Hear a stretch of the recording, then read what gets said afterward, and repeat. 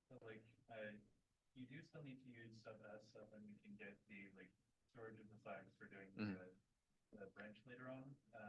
Because it basically compounds together the I minus minus that happens in the instruction, while also doing that compare at the same time, like have a reach the endpoint. Right. So what Nate was talking about is that in our previous lab, we kind of just treated sub S and CMP as the same thing. But the difference here is that in the actual ARM instruction set, sub S will actually do the subtraction and save the flag. But CMP will not actually do the subtraction, like it won't have a destination. So that will be the difference. In actual ARM is different, but in our homeworks and labs, you might have seen sub S and CMP used interchangeably. They're in fact slightly different. CMP is used purely for comparison. Sub S compares, but also gives you the also functions as a base sub instruction. Thank you, Nate. Yeah, so this is also part of the solution slides here, so you can go ahead and take a closer look at that. And finally, we're gonna touch a little bit on ASCII code. This is something that I believe if you took other C-related courses, you might have looked into. But just a very, very quick intro before we get to stacks. Characters, for the most part, at least C's default is encoded simply by integers. So if you have a string C, anyone know how strings in C work? Well, they're actually all just numbers because fundamentally, it's all zeros and ones, right? So how strings work is that each cell is a 8-bit wide value. So it's 1 byte wide, and that's how ASCII does it. So it really is just a bunch of values, and then in the end you have a no terminator. I believe that in previous homeworks, I believe it's either 1 or 2, all of you have worked with ASCII before, I believe, right? I think, yeah, they have. But the thing when you're writing a CPU later or any C program is something that your homework 2 didn't take into account, which is the fact that all C strings will have a terminating no character that's represented by the integer value 0. Because remember what we said earlier, right? Arrays in C are very primitive. There's literally no way to tell when it ends, right? There's no size variable. So the way that you tell how a string ends in C is by looking for a no terminating character. So when you print something in C, right, when you give it a starting address, it's gonna keep printing the characters until it gets to no terminating character, then it knows that it's done.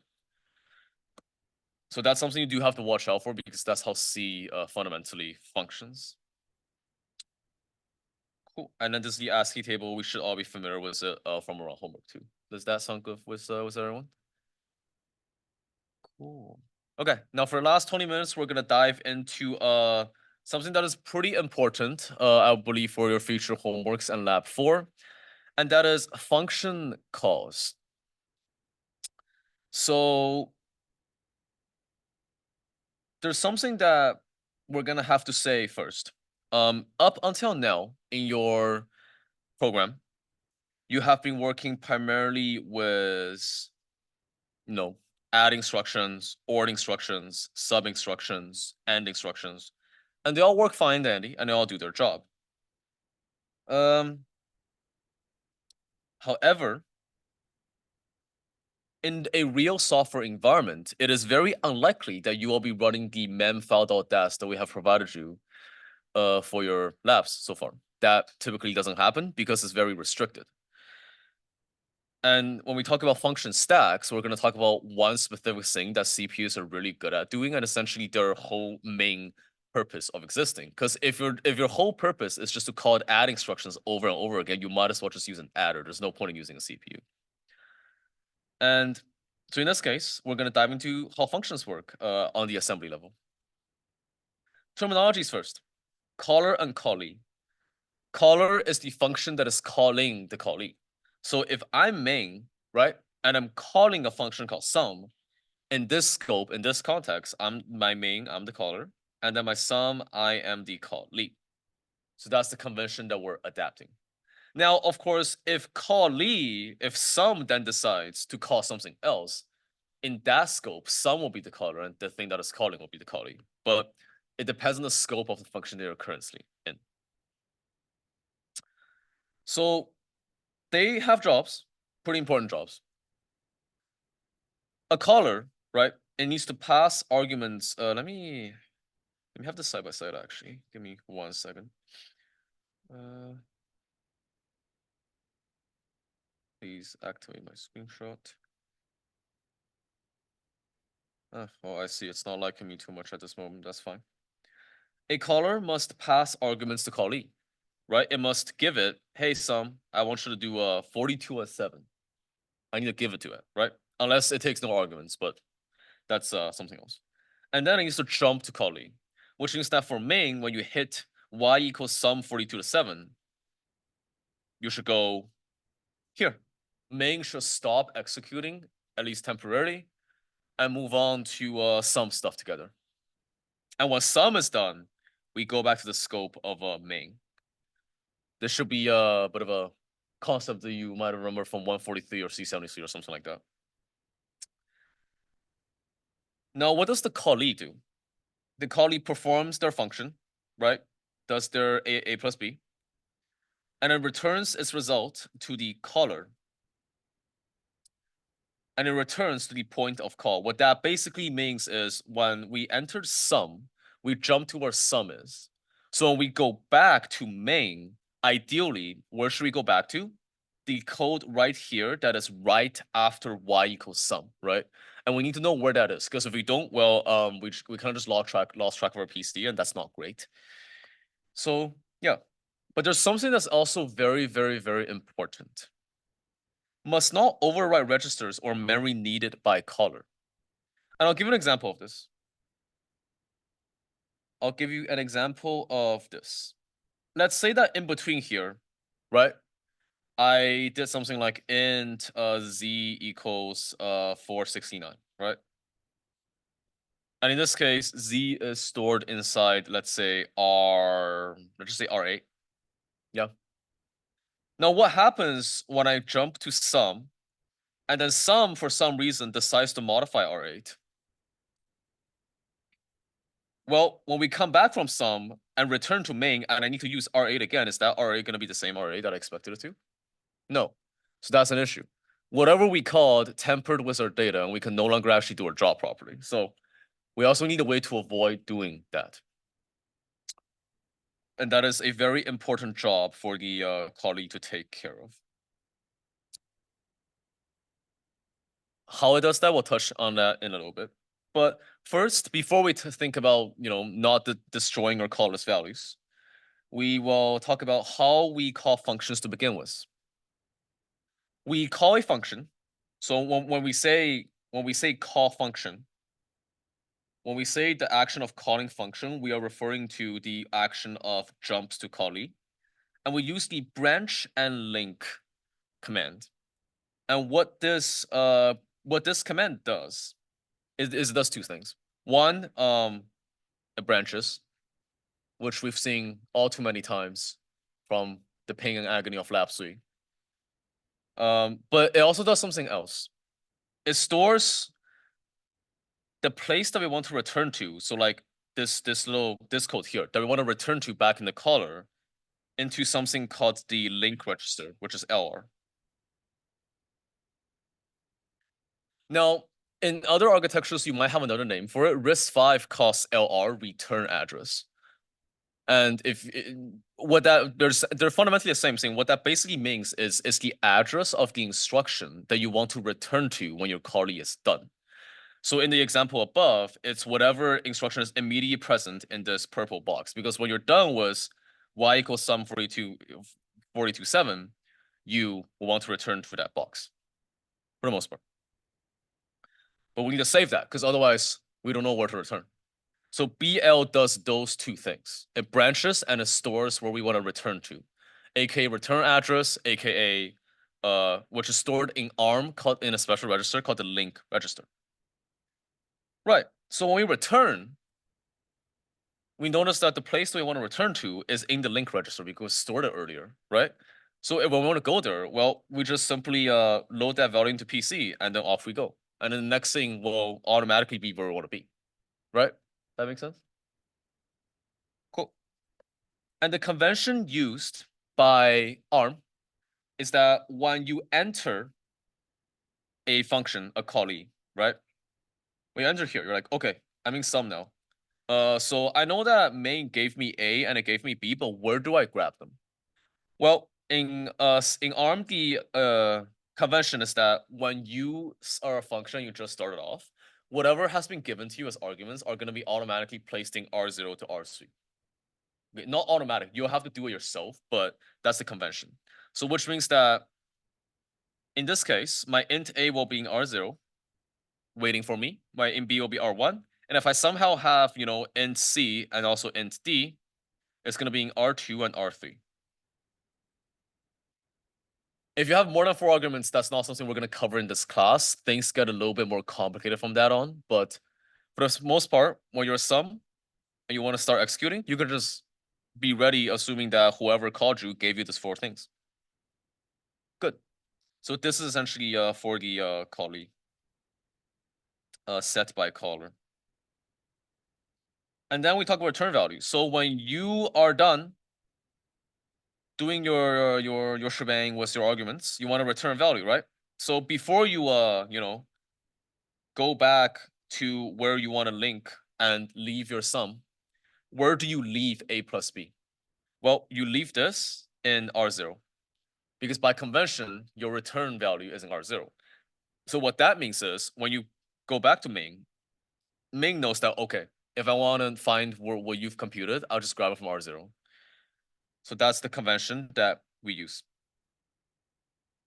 Does that make sense? And this is for the caller set by callee. All right. So that's essentially how that works. In terms of precise move R. Right, but yeah, we're gonna skip the next immediate example. You can take a look at the annotated slides, but we basically just did that because I made these annotations back and forth on this slide. So hopefully that makes sense. We're gonna skip the first immediate example because it's the exact same that we just talked about. But something that I really do want to get to in the next 10 minutes is we're gonna go ahead and walk through input arguments and return value. Yeah, I think we should do stack. Let me do a few pseudocodes here first. So I'm not gonna write the whole thing out. You can look at the annotated slides because I really do want to get to the stack, which is how we do not disrupt the values of the caller. But in this case, what I wanted everyone to just be very mindful of is what's gonna happen here. You're gonna take a look at the annotated slides for the actual complete code. But the idea here is we have main, right? And let's say we would allocate a like conceptually we will set like let's say R4 equals Y. So we know that R4 now belongs to Y. And before we go ahead and branch links to diff of sums, we as the caller, as main, it is our job to put 2 in R0, 3 in R1, 4 in R2, and 5 in R3. That makes sense? So we put it in there first, and that will involve what? 4 move commands, right? Something like that. So we must do that, and only then we BL and come here. So that when diff of sum starts, rest assured it can know exactly where to get its 4 arguments from. So then diff of sum is gonna do its whole shebang. It's gonna add stuff, it's gonna do this. But in the end, what it's gonna do is this whole value, right? This is gonna be equal to R0. So it's gonna have to do that first. And then, only then, it can go ahead and move PC back to the link register. And when we move that, it will take us all the way back here. Yeah. Now, the thing to watch out for is, remember how in the previous case, we said that the instruction that we're going to return to is like the immediate thing after it? So it will be like this purple box. right? Well, in this case, we gotta be careful because it's actually not that purple box. Because there's one thing standing in between us. And it's one thing standing in between the return from diff of sum and this purple line. And that is, we still gotta assign it to y first, right? Diff of sum is gonna return, it's gonna return into R0, right? But y is R4. So then the immediate next thing that we will do actually will just be to move R0 into R4. And that will accomplish the y equals the return value of diff of sum action. And then we go about our day with whatever's after that. Cool. All right, so that's essentially the scope of it in terms of function calling. You can take a look at the full assembly code there, but the idea here is the same. Set up the registers, jump to your branch link to your callee, do your stuff, put it back in R0, move yourself back to the caller, and then do any assignment works that you have to do. So lastly, I want to get to what we've all been waiting for, which is stack, and where the term stack overflow came from. And you will very quickly understand why stack overflow is a thing. Not the programming portal that you get your answers from. That's okay, you can just use ChatGPT for that these days. So yeah, it's better. It's better. It's good for a double check, yes, exactly. But let's think about this, right? So you're telling me that I have a reg file, right? I have a reg file. And actually what I'm gonna do is, okay, yeah, I have a reg file, right? My reg file is super fast. I don't have that many registers, but it's very fast. That's why I use it for all my computations and all my ALU operations, right? But what is basically going on is you can think of it as this way. Your reg file is basically your chopping board. So when you need to go chop up a different function, that new function takes up your chopping board. And it's important that you don't ruin what you have already made so far. So what that means is, if you have anything that you would like to not destroy when a new thing comes in, right? Your old things, you should store it somewhere. Does anyone have an idea of where to store it at? What's a convenient place in our CPU architecture aside from the reg file that allows us to store things? Anyone want to take a guess? Yes. Yes. That is in fact the only other place in our architecture where we can store things, because IMM is not writable. So that's the idea. If we don't want to ruin anything, if we don't want to ruin the content of any registers, before we, use it for as a callee, we just go ahead and store it here. And then when we're done as a callee, we put it back. Yes. And in actual computer architecture, this works because, again, register files are very fast.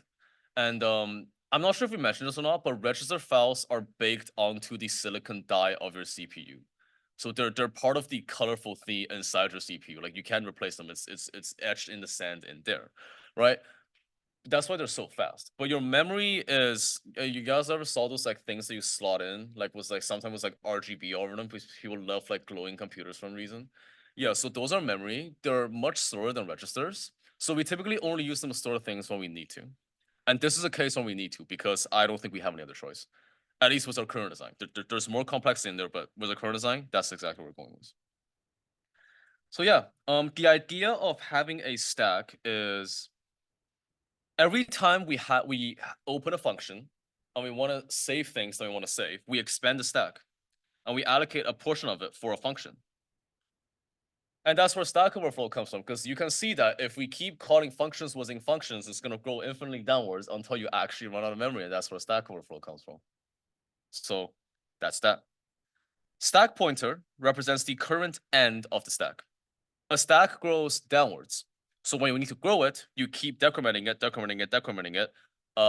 until you're either done, like if you're in a recursive call, right? Until you're at a leave call, or until you run out of memory and things go bad. So we're going to go through a very simple example here. The exact code you can go ahead and look at in the annotated slides. But let's take a look at difference of sums, right? Notice how here's my return, right? I return back to R0, and then I I basically yeet myself back to my caller, right? In the move PCLR. But notice how in the process of doing that, I disrupted R8, R9, and R4. So what if my caller has something in there that it needs to use? Right? That's not good. So these three that we just very unpleasantly disrupted, we need to save their stuff. So the approach here is very simple. We need to add two things. One, before we start destroying the contents of R8, R9, R4, we save them. And two, after we're done destroying their contents, we load it back. And that's pretty much it. That's essentially where the magic is. So remember, R8, R9, and R4, right? I'm gonna go over the code as the annotated slides, but I just want to show how this visually operates on the stack. So the stack pointer is here from whatever function that was there before. So how many registers do we need to store? 3, right? So we go ahead and expand our stack downwards, 1, 2, 3. So we made this new space here for our new function, right? And this function, what is it called? Diff of sum. Yeah, diff of sum. So we made this new chunk here that's exclusively for our function, right? And we go ahead and store R9, R8, and R4. That's part number. That's step number 1. We put it back. We put it in. And then after we're done doing our calculations, we're gonna put them back into the register before going to our caller. And at that point, we no longer need them. So we pull SP back up by 3 and we shrink that space, right? Now, here's something else to know. If diff of sum decides to call another function right inside of it, then SP will go further down because that function will have its own space here instead of disrupting whatever SP had. So yeah, that's why recursions use so much memory. And recursions cause stack overflows because they grow it all the way down. Every single function stack you are allocating chunk by chunk by chunk by chunk. Yep. Right. That's just convention because the over part of the stack is for other stuff. Yep. So when you're modifying your stack and you want to add stuff, it actually decreases the stack value. When you want to remove stuff, it increases it. Yep. Thanks, Nick. So yeah. So when you expand the stack, you would like decrement its memory downwards, and you can see the exact functions in the annotated slides. But yeah, to look at that, go ahead and look at the annotated slides. But fundamentally, as a summary, this slide I think is perhaps the best one as you're doing assembly programming about what the caller and callee has to do. Caller, right, sets the arguments up, saves anything like LR, for example, when you call BL, goes to the function, comes back, looks for a routing R0, and goes about its day. For the callee, before you destroy any registers, save them, do your stuff, put it back in R0, restore them, and go back to your caller. And that's how function calls works in assembly. Thank you very much, and have fun on your lab 4.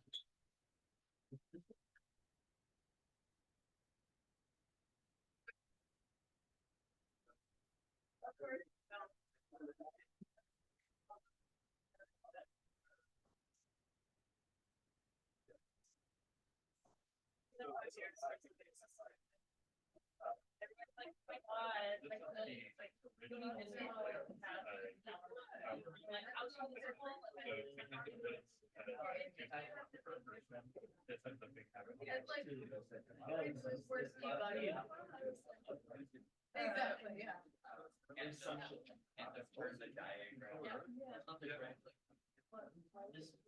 Because I think for stack, it's mainly like the core concepts and conceptually about functions. I think the exact thing they can take a look at it themselves. Yeah. Very good. Perfectly on page. That's good. Was this enough? Yep.